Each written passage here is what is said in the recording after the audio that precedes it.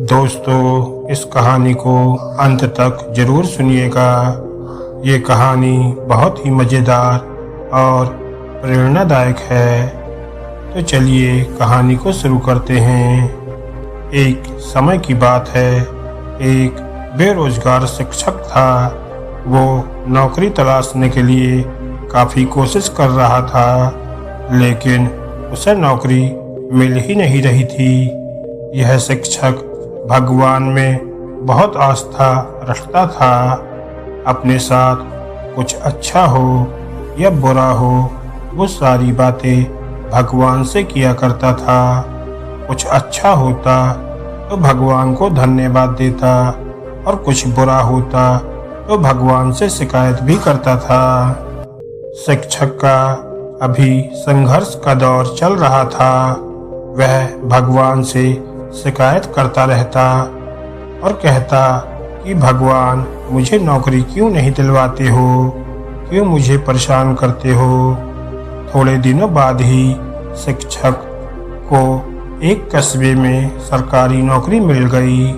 शिक्षक ने तुरंत भगवान को धन्यवाद कहा और उनका आभार व्यक्त किया, लेकिन दिक्कत यह थी कि स्कूल गांव में था और उनका रहने का इंतजाम कस्बे में किया गया था। उनके मकान से स्कूल तक का अंतर 5 किलोमीटर तक का था। शुरुआती दिनों में पैसे ना होने की वजह से उन्हें अक्सर इतना लंबा अंतर पैदल ही चलना पड़ता था। कभी कभी उन्हें रास्ते में कोई वाहन दिख जाता तो उससे लिफ्ट मांग लिया करते थे, लेकिन ऐसा बहुत कम होता था। शिक्षक ने तय किया कि सबसे पहले वो पैसा जमा करके एक मोटरसाइकिल लेगा।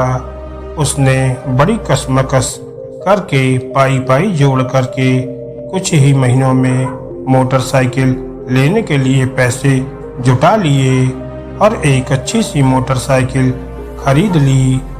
अब उसका जीवन थोड़ा आसान हो गया था।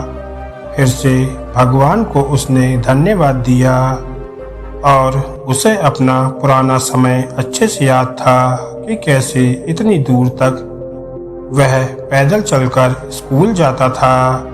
इसलिए वह स्कूल आने के समय और वापस घर जाने के समय हमेशा किसी न किसी ज़रूरतमंद को अपनी मोटरसाइकिल पर बिठाकर लिफ्ट दिया करता था।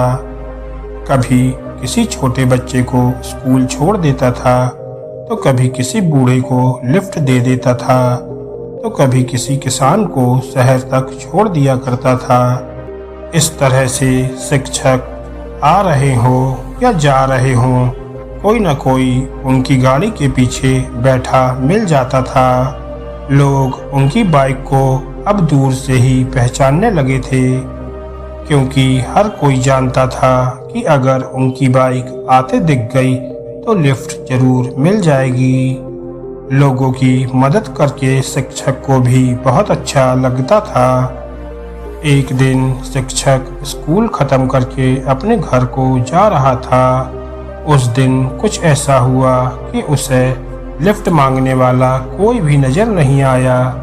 आधे रास्ते तक पहुंचने पर एक आदमी ने उससे लिफ्ट मांगी। शिक्षक ने तुरंत उस आदमी को अपनी गाड़ी में बिठा लिया। उस आदमी को बिठाकर शिक्षक अपने रास्ते चल पड़ा। थोड़ी दूर सुनसान जगह आने पर उस आदमी ने शिक्षक के पीठ पर चाकू रख दिया और उससे कहा, अब यह बाइक मैं चला लूंगा, आप नीचे उतर जाइए और मेरा पीछा मत कीजिएगा। शिक्षक को लगा आज तो बुरा फंस गया।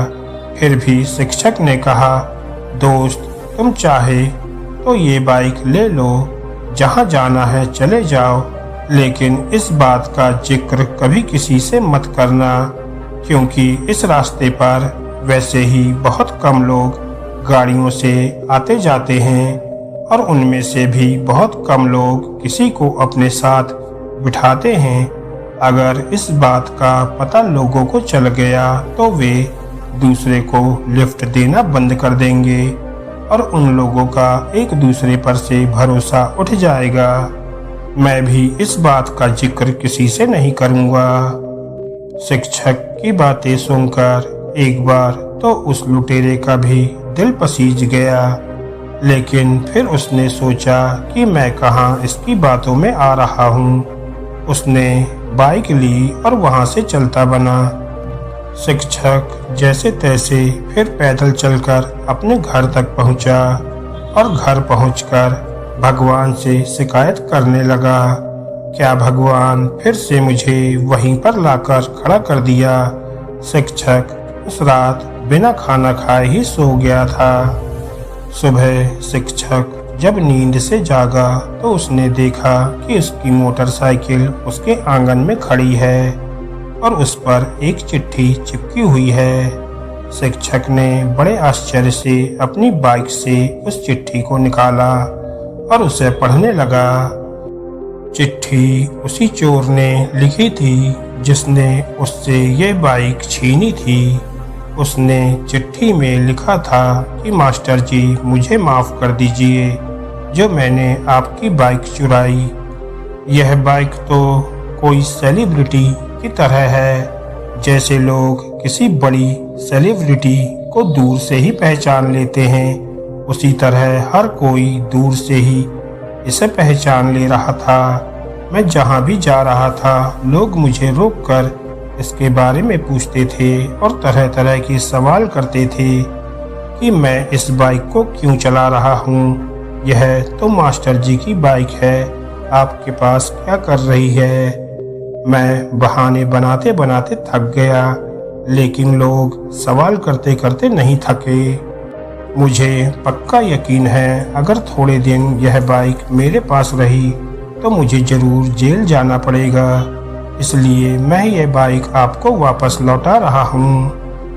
चिट्ठी पढ़ते पढ़ते मास्टर जी की हंसी छूट गई और उन्हें यकीन हो गया कि उन्होंने जितनी भी भलाई की है उसका फल भी उनको भला ही मिला। उन्होंने फिर से भगवान को धन्यवाद दिया और फिर से लोगों की मदद में लग गए। दोस्तों, ये कहानी हमें सिखाती है कि कर भला तो हो भला, दूसरों की मदद करेंगे तो भगवान भी आपकी मदद करेगा। दूसरों का भला करेंगे तो आपका बुरा कभी नहीं होगा। दोस्तों, आपको ये मज़ेदार कहानी कैसी लगी हमें कमेंट करके ज़रूर बताएं और ऐसी ही मोटिवेशनल और प्रेरणादायक कहानियों को सुनने के लिए हमारे चैनल को सब्सक्राइब करना ना भूलें। धन्यवाद दोस्तों।